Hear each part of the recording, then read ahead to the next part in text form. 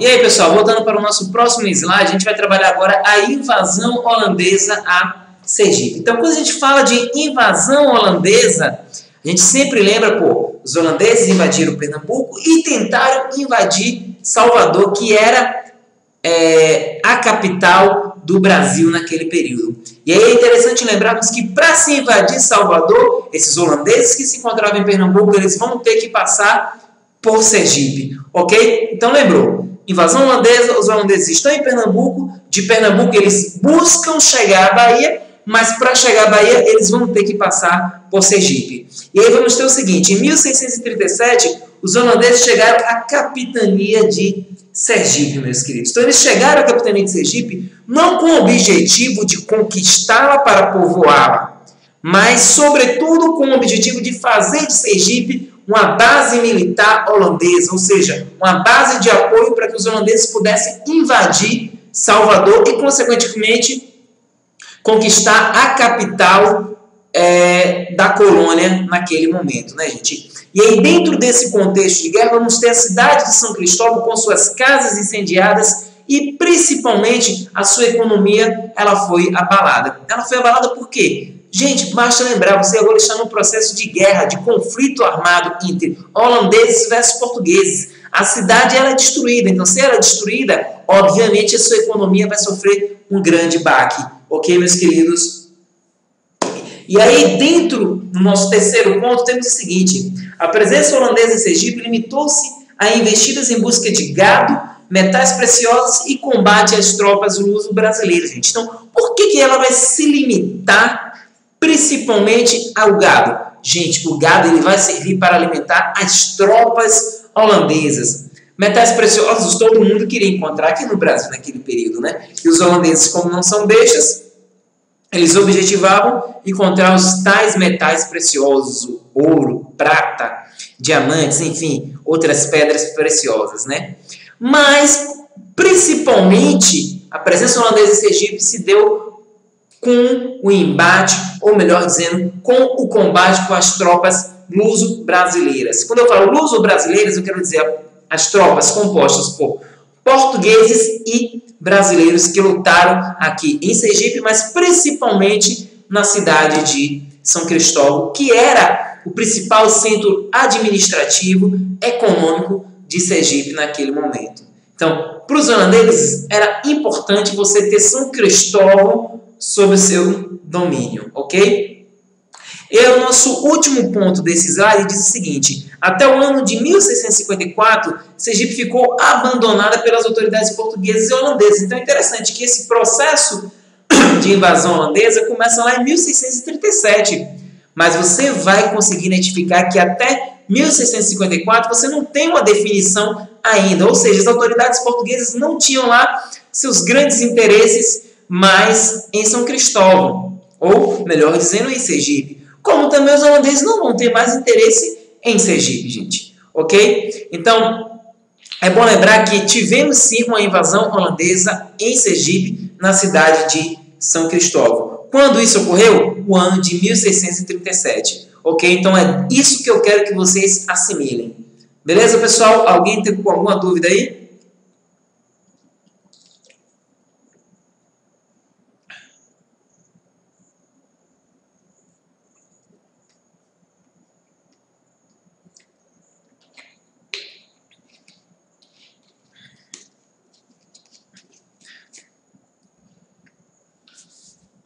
Isso mesmo, Luiz.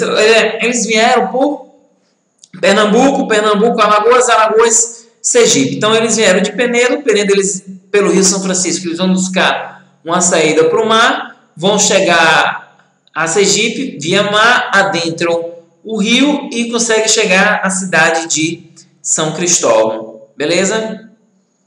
Alguém tem alguma dúvida?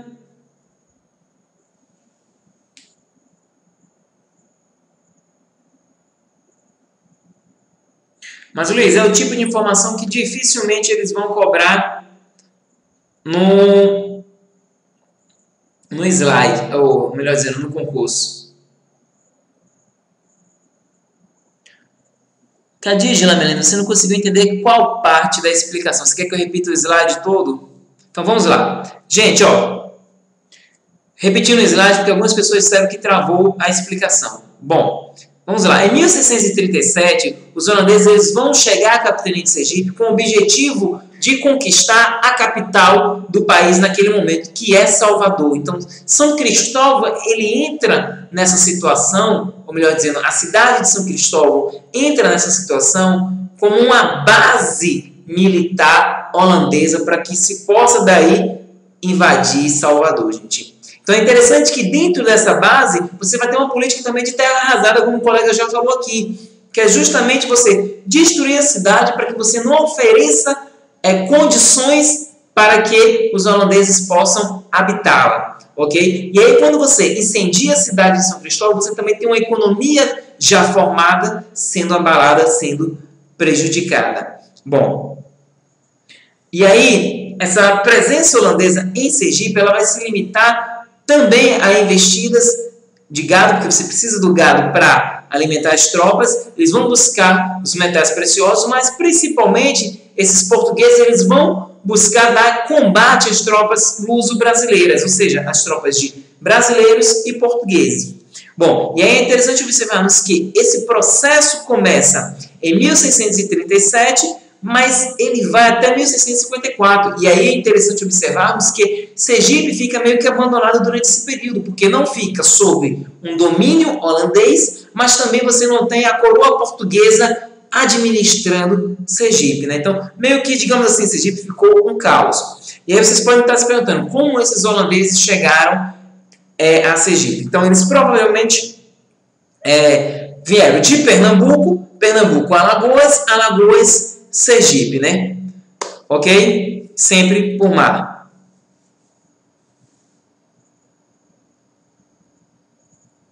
Então, vou passar para o nosso próximo slide para a gente poder adiantar o conteúdo, pessoal. E aí, nesse slide, pessoal, já tem a formação da sociedade sergipana. Então, é interessante observarmos que precisamos compreender como foi formada a sociedade sergipana. Bom, e aí, novamente, eu trago uma frase da professora Lenalda Santos, que diz o seguinte: no início da colonização, a distribuição de sesmarias entre pessoas que participaram das lutas de conquista e outras linhas da Baía de Pernambuco, além de portugueses, visava o cultivo de plantas como feijão, fumo, mandioca e a criação de animais. Então, vamos adiante. O nosso primeiro tópico da aula ou melhor dizendo, desse slide da agora. Bom, essa formação da sociedade de Sergipe ela vai começar pelas terras do Rio Real, ou seja, ela começa vindo da Bahia e vai cada vez mais adentrando ao litoral sergipano, e do litoral sergipano ela começa a adentrar para o interior, né, gente? Então, começa aí, que ela vai prosseguir pelo Rio Piauí, aos poucos irradiou-se para o norte, alcançando o Rio São Francisco. Ou seja, observe bem, ela vem pela Bahia, beira o litoral sergipano, vindo da Bahia, e aí ela começa a adentrar ao território sergipano, sempre margeando o Rio São Francisco. Então, por que a importância desses rios? A importância desses rios é justamente porque esse processo de formação da sociedade, mas, sobretudo, esse processo de colonização de Sergipe, ele vai se dar sempre à beira dos rios, sempre através da navegação, gente. Salvo o caso lá do gado, que você, à medida que você vai buscando novos pastos, você acaba adentrando o território. Bom, e aí o nosso segundo tópico desse slide diz o seguinte: com a suposta existência de minas de pratas na Serra de Itabaiana, ocorreu uma penetração no território por parte de aventureiros, gente. Então, observe bem que correram uns boatos naquele período que existia uma mina de prata na Serra de Itabaiana. E aí o que aconteceu? Inúmeros aventureiros se lançam para a região de Itabaiana justamente na ambição de encontrar, de poder explorar essas minas de pratas que, na verdade, até hoje não foi confirmada, não foi provada, ok? E aí o Luiz até brincou aqui, ouro de touro, boato, mas temos também os nossos boatos na história que acabaram por favorecer ao povoamento, a formação dessa sociedade sergipana, né? Bom, e aí é bom lembrarmos, gente, que a expansão do povoamento em Sergipe ela vai se dar principalmente no decorrer do século XVII, ou seja, lá a partir dos anos 2600 até o final dele, que vai ser justamente o processo onde você tem um homem adentrando com o gado, onde você tem o homem adentrando na perseguição dos indígenas, mas você também tem um homem adentrando na busca de metais preciosos, ok? Bom, e aí é bom lembrarmos que o poder dessa sociedade sergipana vai estar nas mãos dos proprietários rurais, ou seja, o poder é de quem tem terras, beleza? Então isso vai prevalecer desde aí do século XVII até o século XIX, ou até meados do século XX, eu posso ir mais longe. Então, poder ligado a quem tem terras. Bom, e aí para a gente compreender essa sociedade, é bom lembrarmos que é uma sociedade que vai ser composta de escravos, índios e homens livres. Bom, e eu gosto muito de trazer sempre para minhas aulas um autor que é chamado Daci Ribeiro, com seu livro O Povo Brasileiro. Ele vai dizer que o Brasil é um país mestiço, um país que teve 3 matrizes étnicas, ou seja, a matriz negra, a matriz indígena e a matriz portuguesa ou europeia, que vai acabar gerando o povo brasileiro, um povo mestiço, né, gente? Bom, e aí é interessante também observarmos que dentro dessa formação da sociedade sergipana, a gente vai ter uma educação logo no início de cunho religioso e limitada a poucos. Então, quem eram os poucos que tinham acesso à educação? Os filhos dos proprietários de terra, gente. Ou seja, só tinha acesso à educação quem tinha dinheiro naquele período, ou seja, quem tinha terras naquele período. Bom, e aí eu posso passar para o próximo slide? Alguma dúvida?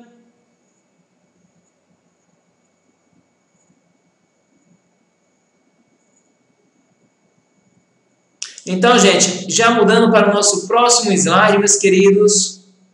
Bom, e aí vamos falar agora da economia açucareira. Então, observe bem que Sergipe vai ter 2 momentos e é questão que sempre cai em concurso. Bom, primeira base econômica de Sergipe, vocês lembrem, é a pecuária. Segunda base econômica em Sergipe é o açúcar. Então, primeiro pecuária, depois o açúcar. Fica a dica, se cair alguma questão assim, vocês não podem errar. Basta lembrar, primeira base econômica de Sergipe foi o gado, depois é que vem o açúcar. Beleza? Então, vamos lá falar um pouco sobre a economia açucareira.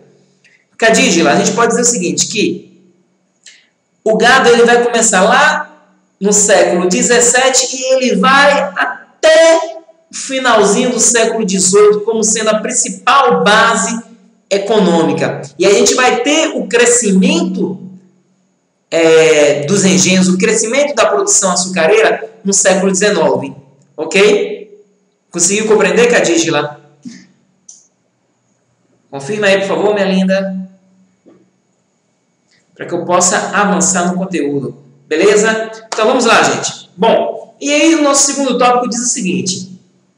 Crescimento no número de engenhos no século XIX. Segundo Leonardo Santos e Terezinha Oliva, assim é que, dos cerca de 140 engenhos que existiam na capitania em 1798. Então, observem bem, gente, o salto que vai dar a produção açucareira em Sergipe no século XIX até o início do século XX. Olha só, lá no finalzinho do 18, em 1798, temos 140 engenhos.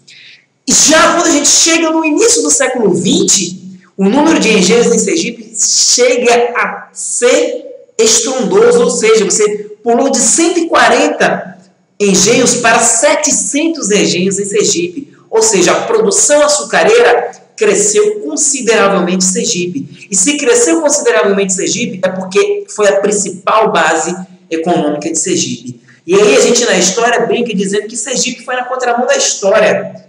Por que foi na contramão da história, Rafael? Porque no século XIX, enquanto a maior parte do país está voltada para a produção do café como principal produto da balança comercial brasileira nesse período, você vai ter Sergipe produzindo a cana-de-açúcar.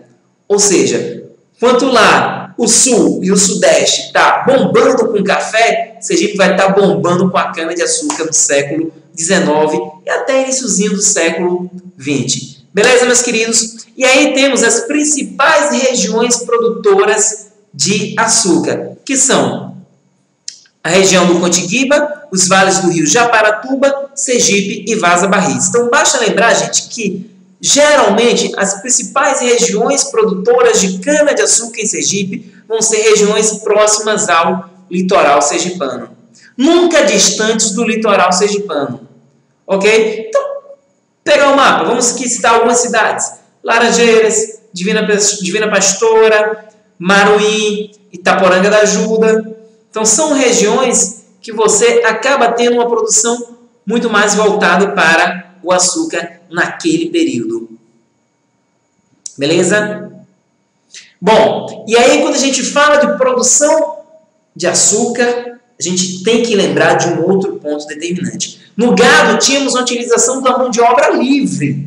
Existia a mão de obra escrava? Existia. Mas no gado, a mão de obra predominante era a mão de obra livre, até porque você não precisava de uma grande quantidade de pessoas para tomar conta do gado. Ok? Já na cana-de-açúcar, a coisa muda de figura. Você agora tem a mão de obra escrava sendo utilizada em larga escala, porque você precisa de muitos escravos para movimentar a produção açucareira, para produzir a cana-de-açúcar, para extrair o melaço da cana-de-açúcar. É Vale do Contiguiba, é isso mesmo, Isaac. Coloquei Contiguiba, mas é Vale do Contiguiba também. Bom, alguém tem mais alguma dúvida? Posso já partir para o nosso próximo slide? Eu coloquei algumas imagens para que vocês tivessem uma noção, né, dos escravos trabalhando na moenda da cana-de-açúcar e como eram os engenhos aqui em Sergipe, né?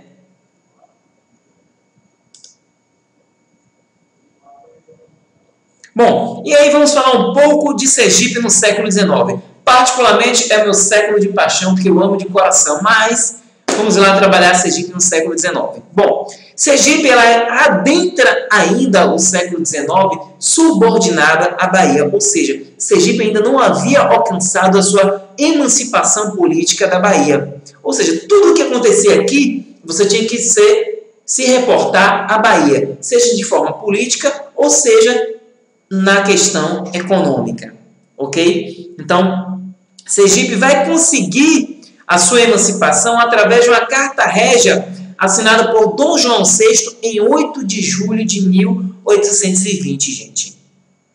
Ou seja, Sergipe ganha a sua emancipação política. Mas é interessante observarmos que essa emancipação política ela não vai ocorrer efetivamente em 1820. Porque em 1821 a cidade de São Cristóvão foi invadida e o governador Carlos César Goulart Marques foi deposto e levado preso para Salvador por revolucionários portugueses. Mas aí, novamente, você tem o governo português, ou melhor dizendo, a coroa portuguesa presente aqui na figura do Dom João VI, dizendo que Sergipe é sim emancipada politicamente. E aí Sergipe ela passa a ser elevada à província, e aí a gente chama de província de Sergipe del Rei. Okay? É interessante, gente, que quando Sergipe é elevada à província, surgem dois partidos políticos aqui no estado, que vai ser o liberal, que é composto por proprietários de terras e gado, vai ser o partido preferido dos homens livres e mestiços, e que posteriormente ele vai receber uma outra nomenclatura que é chamada de camundongo. E temos o Corcunda, que é o partido dos senhores de engenho e aliados portugueses, posteriormente chamado de Rapina. José Carlos, mas a data correta é sim 8 de julho de 1820. Isso foi algo ocorrido, porque o que vale para a gente na história é o que está documentado. Então, a Carta Régia ela foi assinada em 8 de julho de 1820. É tanto que a gente comemora a emancipação política de Sergipe no dia 8 de julho, ok? Beleza, pessoal? Posso ir adiante? Que ainda tem algumas questões que eu queria muito que a gente respondesse ainda hoje.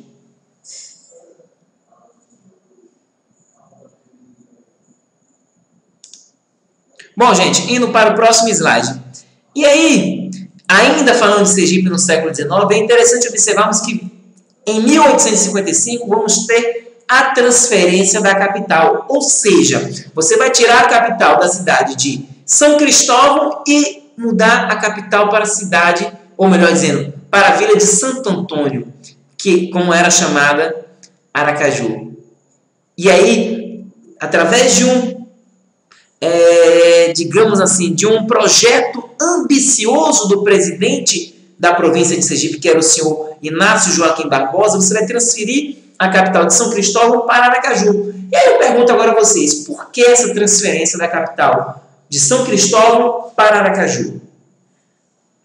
Quem me responde, por favor? Vamos lá, meus queridos. Quem se arrisca em responder? Então, Isaac, José, então todo mundo aí já acabou matando a questão, gente. Luiz, não é porque queria uma cidade de Fortaleza, é porque você precisava de um porto para escoar a sua principal base econômica, que era justamente a produção da cana-de-açúcar. Ou seja, como é que eu produzo a cana-de-açúcar aqui no Vale do Contiguiba, aqui em Laranjeiras? Eu tenho que levar esse açúcar para São Cristóvão, de São Cristóvão eu tenho que dar vazão a esse açúcar através de um rio até chegar ao mar e daí ele alcançar os principais mercados consumidores. Então, era algo muito trabalhoso. E se você tem uma cidade próxima, que tem saída para o mar rapidamente, que vai favorecer a economia. Então, daí é que surge a ideia de se transferir a capital. Surge a ideia de transferir a capital justamente na intenção de você ter um porto para escoar a produção de açúcar. Então, falou de mudança da capital, gente, basta lembrar que o principal objetivo da mudança da capital, ocorrida em 17 de março de 1855, no governo de Inácio Joaquim Barbosa, foi ter como escoar a produção de açúcar, de ter um porto em Sergipe. Beleza? Vocês já estão bem afiados. Estou feliz da vida com vocês.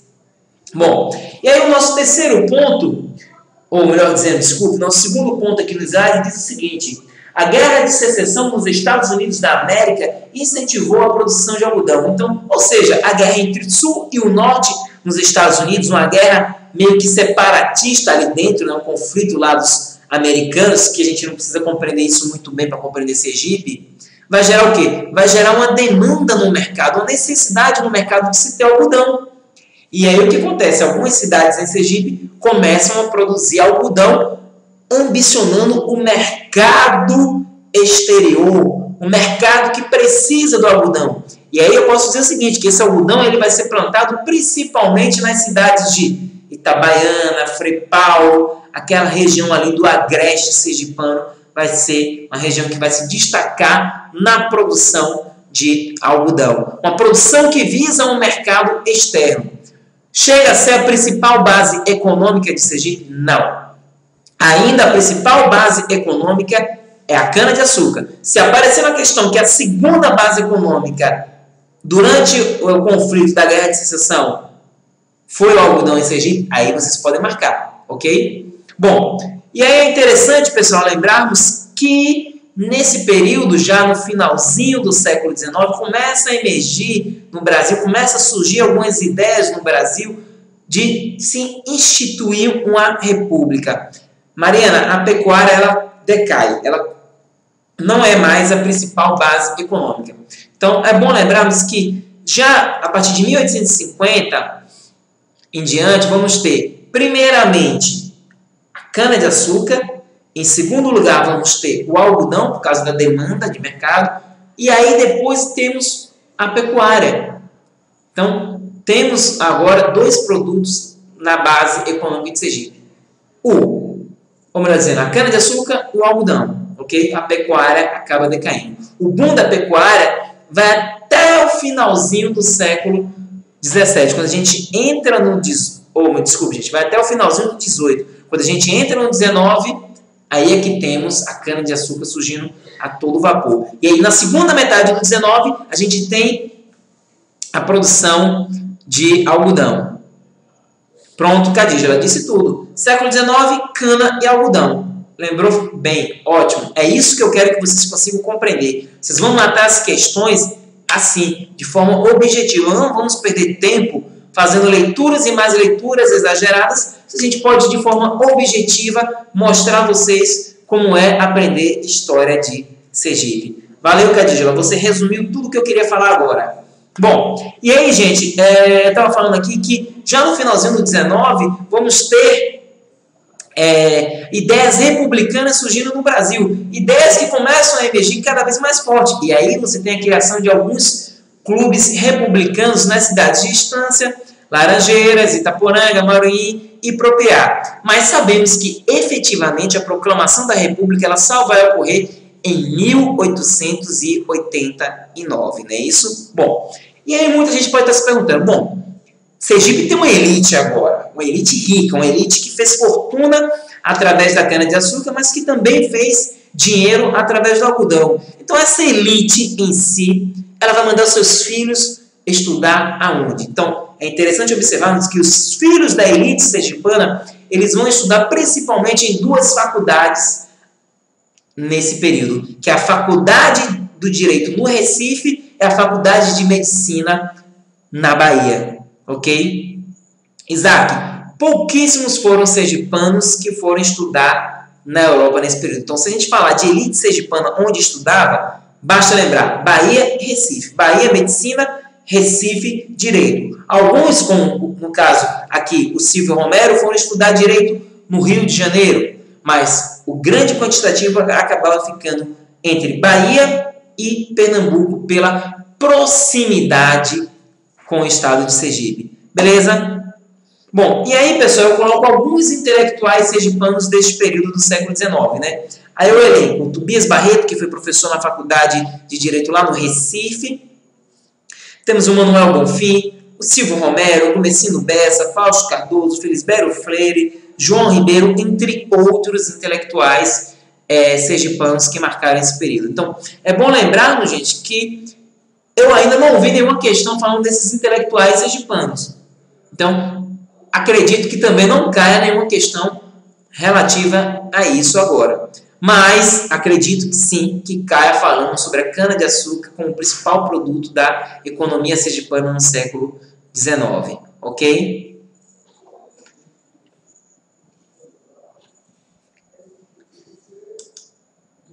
Cadígila não era bem a Europa do Brasil, mas era mais avançado que Sergipe, né? Então, você tinha duas cidades, no caso Pernambuco e a Bahia, ou melhor, dois estados, Pernambuco e Bahia, que eram mais avançados que Sergipe, que tinham uma infraestrutura diferenciada de Sergipe. Por quê? Primeiro, Salvador durante bom tempo foi a capital da colônia, então você tinha uma estrutura já existente em Salvador. Pernambuco, em decorrência da produção açucareira, vai correr muito dinheiro. Se corre muito dinheiro, você acaba tendo uma inserção maior de investimento nesta cidade. Então a gente não pode dizer que é mais ou menos a Europa do Brasil.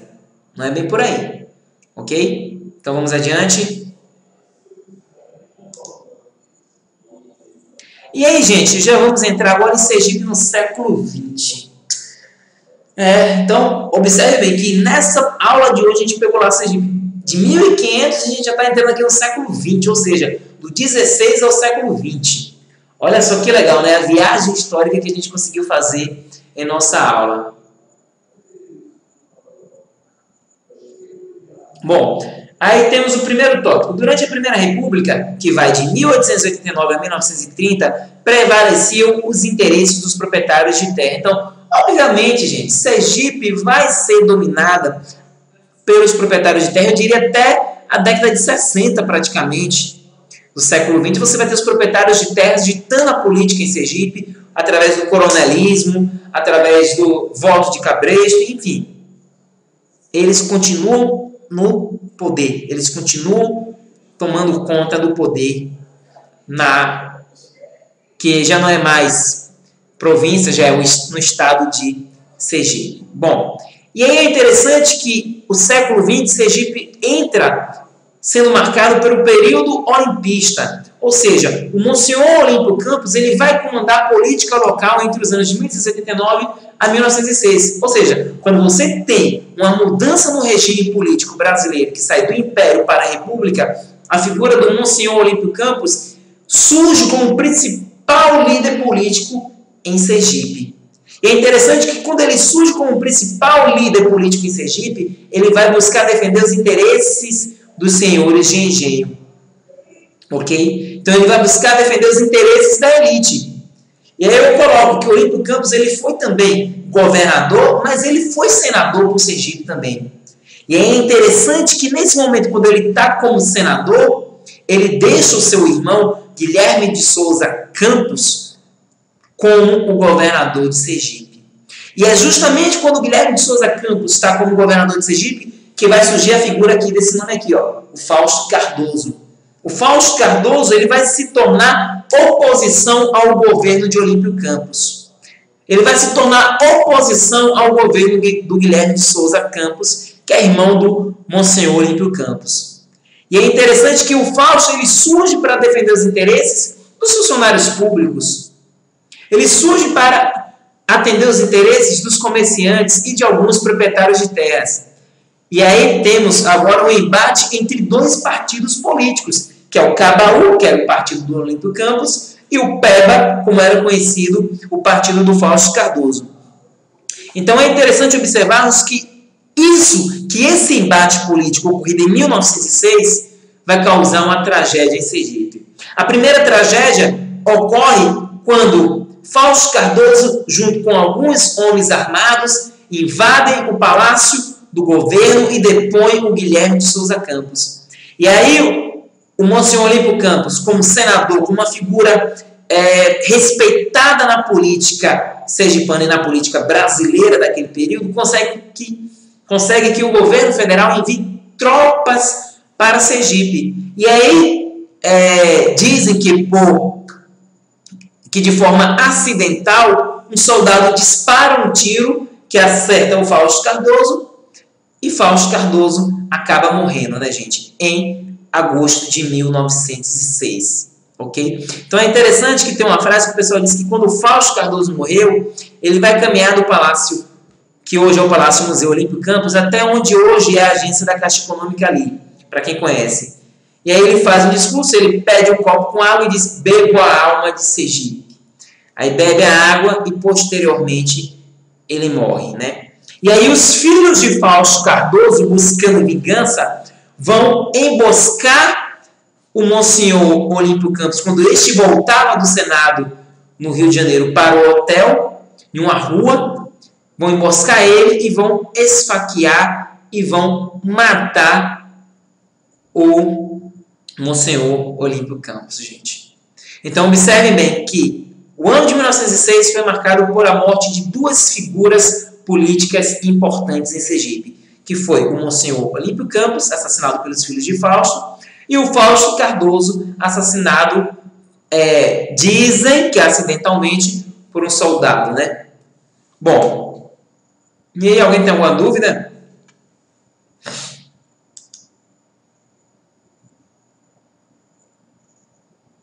Então, pessoal, passando para o nosso próximo slide. Bom, eu já falei que o Fausto Cardoso foi morto por tropas do Exército, buscando vingança. Seus filhos assassinaram, em novembro de 1906, o Monsenhor Olímpio Campos. Bom, e aí temos um outro ponto interessante, que é a primeira década do século XX foi marcada pela criação de diversas indústrias têxtil em Neópolis, Propriá, Marumim, Riachuelo, São Cristóvão, Estância e Aracaju, gente. Então, basta lembrar que o século XX, o início, a primeira década, vai ser marcada pela criação de diferentes fábricas têxteis pelo estado de Sergipe, principalmente aqui em Aracaju. E aí aqui em Aracaju eu vou destacar duas fábricas, a Sergipe Industrial e a Fábrica Confiança. Ok, pessoal?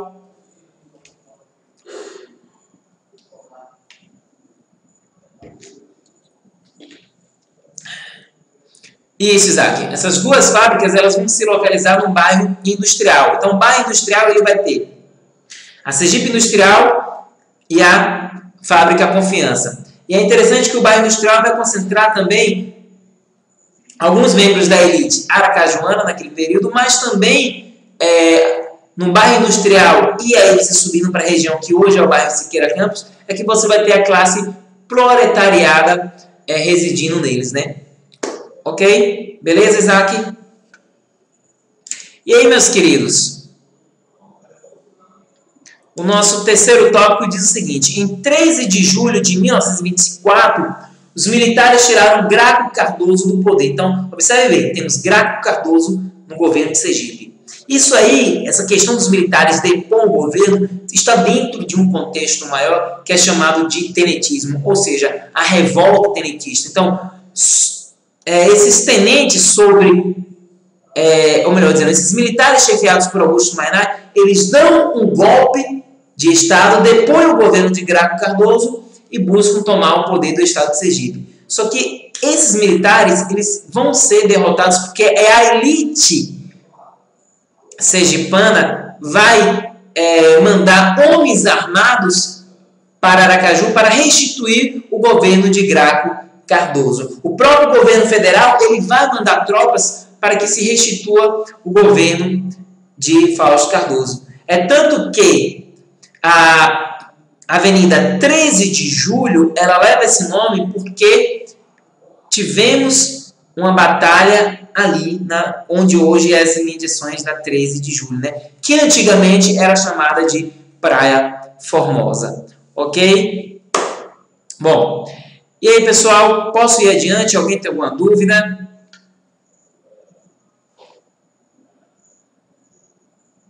Então, passando para o nosso próximo slide. Bom, gente, e aí tem dois pontos que eu gosto sempre de chamar a atenção, mas que ainda não vi cair em concurso público. Mas, mesmo assim, eu vou comentar com vocês. Bom, depois de anos no cangaço, o Lampião é morto na Grota do Angico, em Poço Redondo, no dia 27 de julho de 1938. Então, é bom lembrarmos que a figura do Lampião ele foi sempre muito presente aqui em Sergipe. O cangaço ele foi muito presente em Sergipe. Ok, pessoal? Então, falou em Lampião, basta lembrar. Ele foi morto na Grota do Angico, em Poço Redondo. Beleza? Um outro evento interessante ocorrido aqui em Sergipe foi em 1942, quando 3 navios da Marinha Mercante Brasileira foram torpedeados no litoral sergipano por um submarino alemão. Um submarino alemão chamado U-507, gente. Então, esse submarino alemão, pessoal, ele vai ser encarregado de torpedear esses navios. Então, quando ele torpedeia esses navios, vai gerar um número muito maior de mortos. Ou seja, você tem 500 mortos chegando aqui em Sergipe. Então, a gente pode dizer que Sergipe acabou sendo determinante para a entrada do Brasil na Segunda Guerra Mundial. Porque os mortos oriundos desses torpedeamentos chegaram à costa sergipana. Beleza? E aí, indo adiante, gente...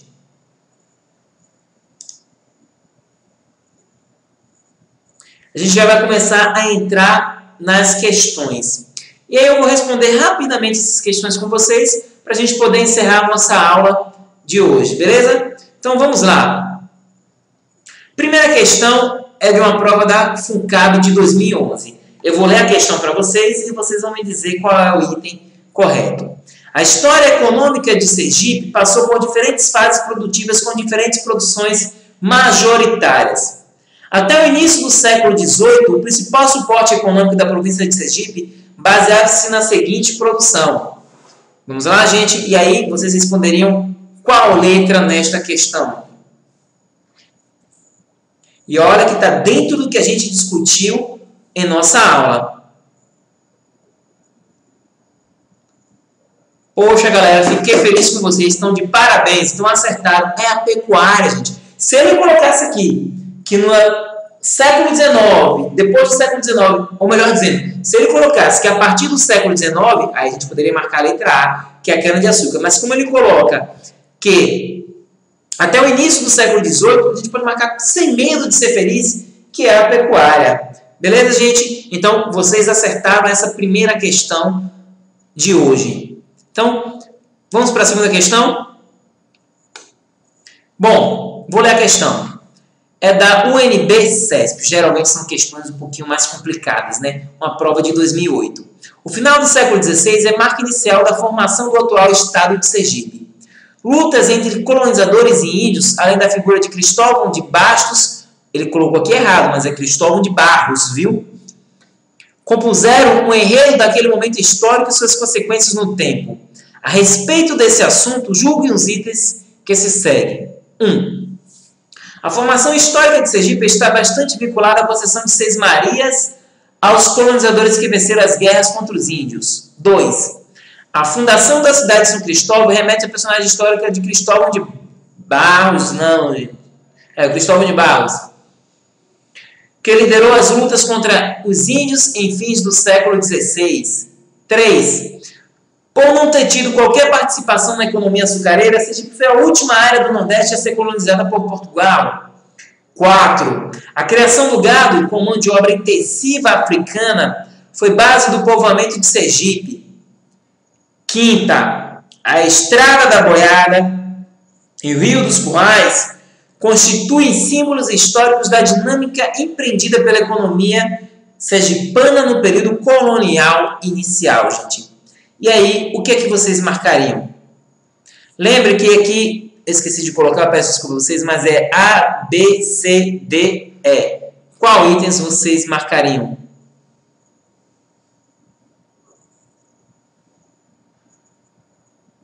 Não me digam se é verdadeiro ou falso, não. Eu quero qual item que vocês marcariam. Vamos lá, Maria Helena, todo mundo.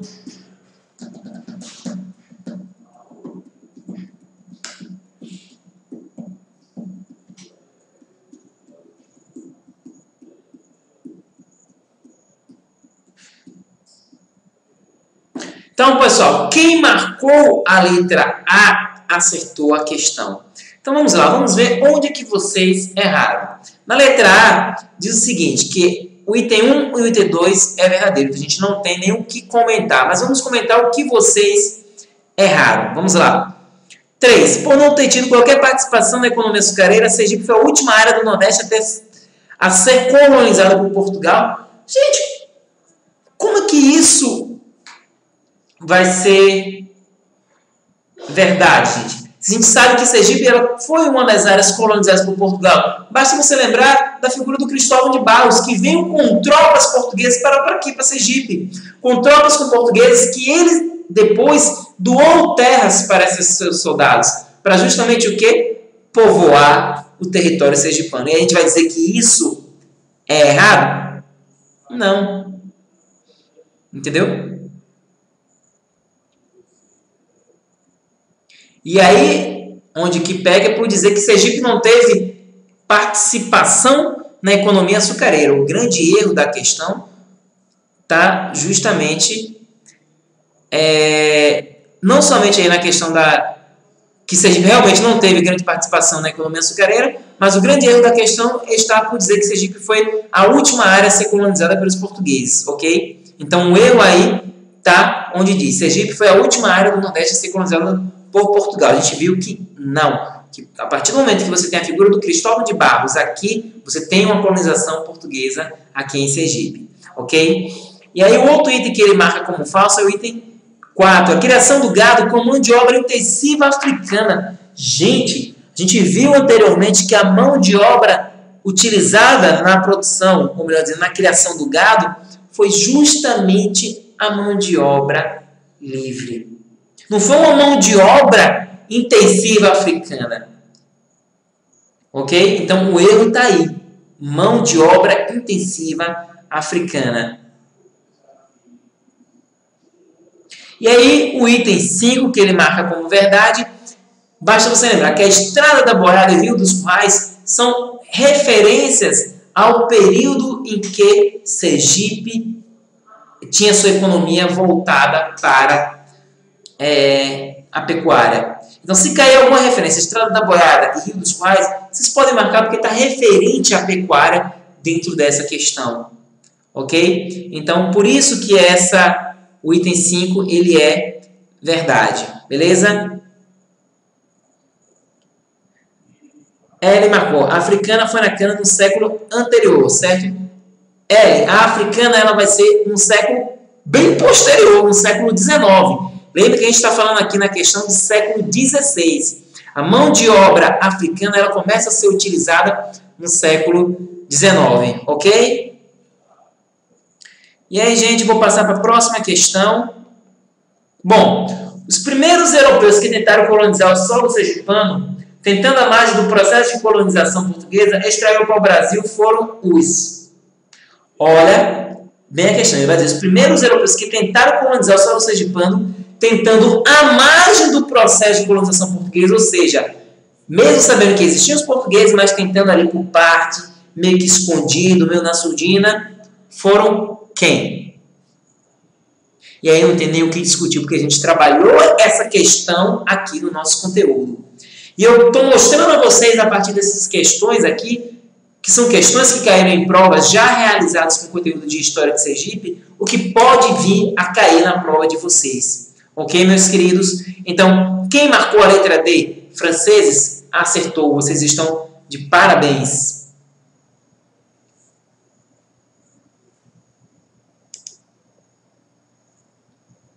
Bom, e aí, gente, eu vou deixar essa para que vocês leiam um pouco enquanto eu tomo a água e aí a gente responde essa questão.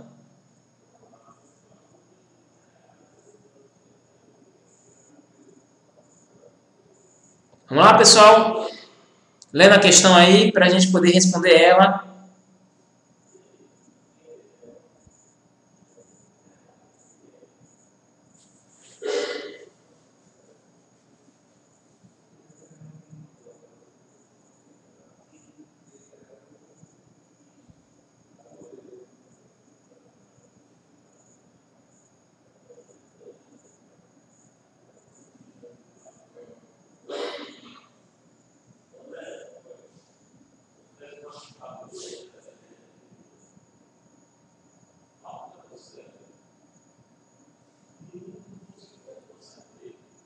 Com fé em Deus, Zé, que vocês vão passar e vou pagar um churrasco com o professor aqui no Sai Brasa, viu?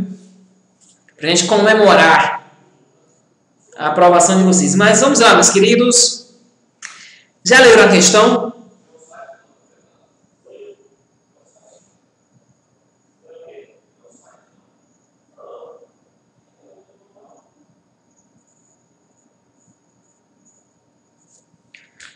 E aí, gente, já temos uma letra?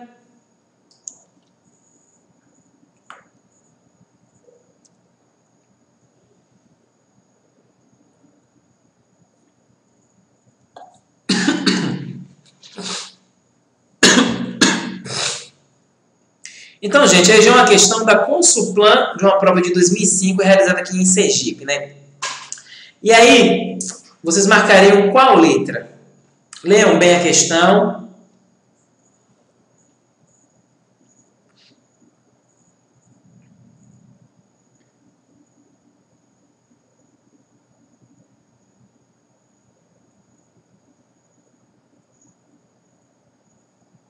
Então, meus queridos, quem marcou a letra C, acertou. Quem marcou a letra B, acertou em partes, ok? Mas o correto a se marcar nessa questão é a letra C, pois todos os itens estão corretos, meus queridos. Então, realmente o gado, ele vai exigir um investimento de capital, uma exigência de dinheiro muito menor que a cana-de-açúcar. E por Sergipe estar numa região onde você está entre Bahia e Pernambuco, a procura do gado se torna muito grande. Então, o correto a se marcar é a letra C. Ou seja, o item 1, 2 e 3 estão corretos. Beleza, meus queridos? Bom, aqueles que erraram, erraram em partes. Porque não leram com atenção a terceira questão, o terceiro item. Assim, prefiro acreditar, ok?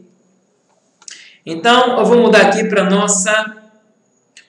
Bom, Mariana está pedindo para comentar um. Bom, o rápido desenvolvimento do cultivo da cana e do fabrico do açúcar na Bahia na segunda metade do século XVI foi o grande estímulo para que as fazendas de gado avançassem pelas terras além do Rio Real. Essas terras além do Rio Real são as terras de Sergipe, antes mesmo da conquista de Sergipe por um todo.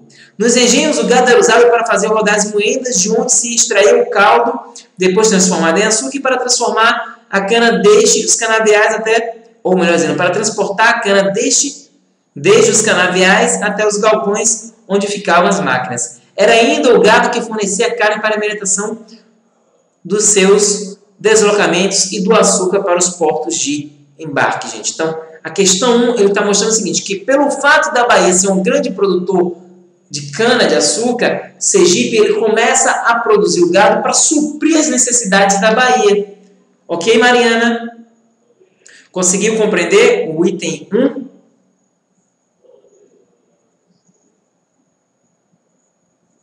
Beleza? Vamos ver se temos mais alguma questão aqui.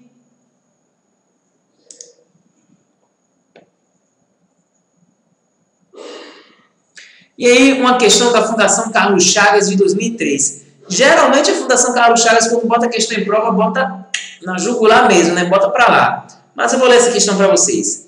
A coroa portuguesa organizou uma entrada com o objetivo de impedir a fixação dos franceses no litoral sergipano. As tropas portuguesas foram comandadas por quem, gente?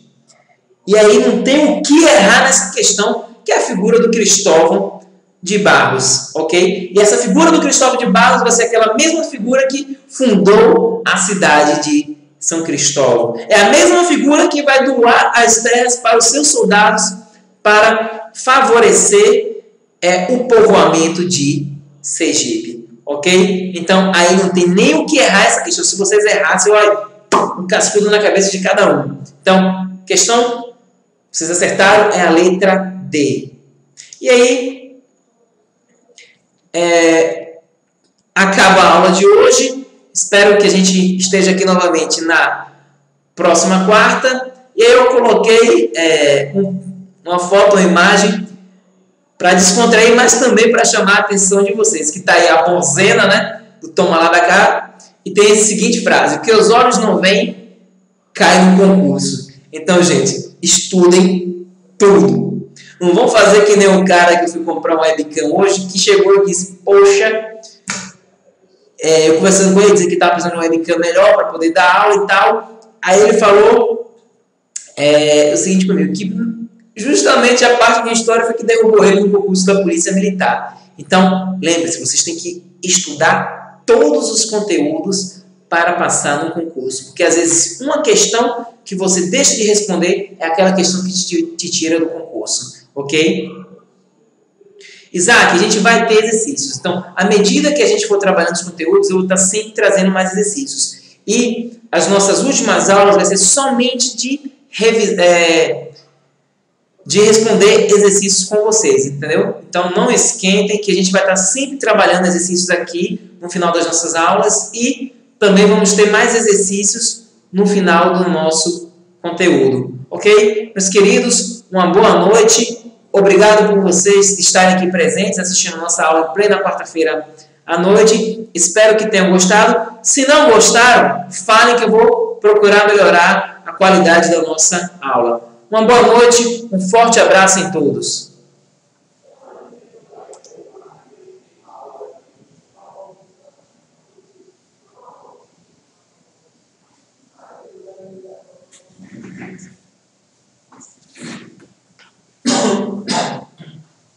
Pronto, deixa eu fechar aqui. Já falei que já cansei.